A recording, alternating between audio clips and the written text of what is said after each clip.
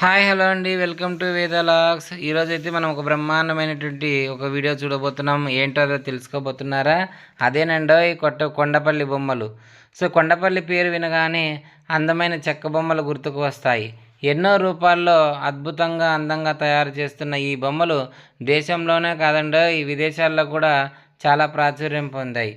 ఆంధ్రప్రదేశ్ పేరును ఖండాంతరాలు దాటించిన విశేషాల్లో ఈ కొండపల్లి బొమ్మలకు ప్రత్యేక స్థానం ఉంది. సో ఈ కొండపల్లి గ్రామం ఎక్కడుందనుకుంటున్నారా?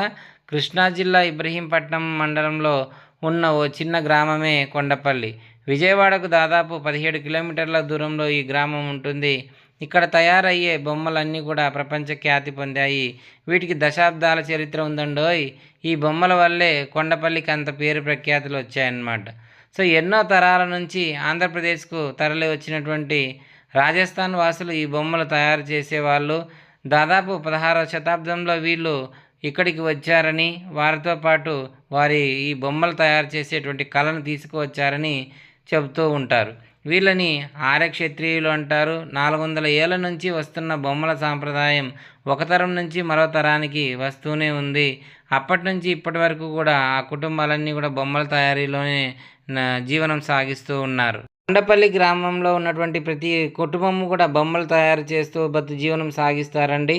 ఇప్పుడైతే కనుక అన్ని ప్లాస్టిక్ బొమ్మలు వచ్చాయి. అప్పట్లో అయితే కనుక అన్ని చెక్క బొమ్మలే.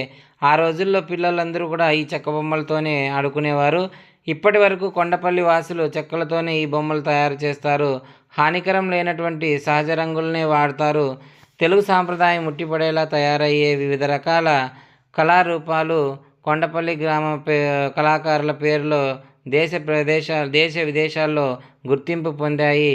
వీటికి ఏ మిషన్తోనో అచ్చులు పోసో తయారు చేయరండోయ్. కేవలం చేత్తోనే తయారు చేస్తారు.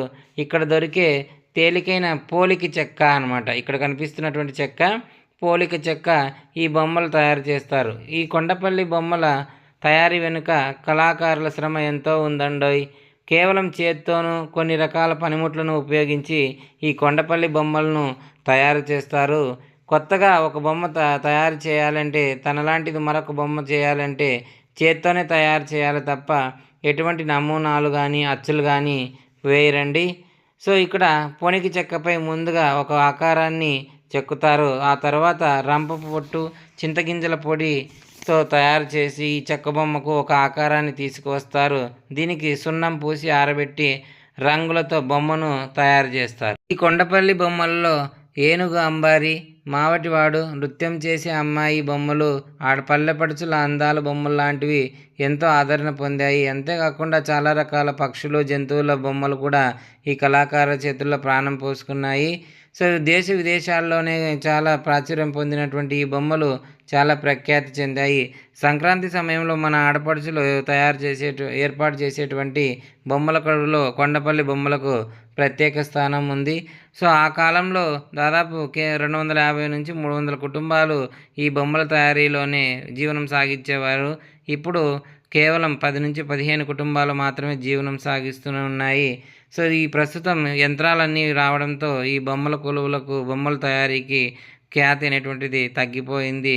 సో అందుకోసం అని చెప్పి ఈ వ్యాపారం చాలా మరుగున పడిపోతూ ఉందన్నమాట. కొండపల్లి బొమ్మలన్నీ కూడా చాలా తగ్గిపోయాయి.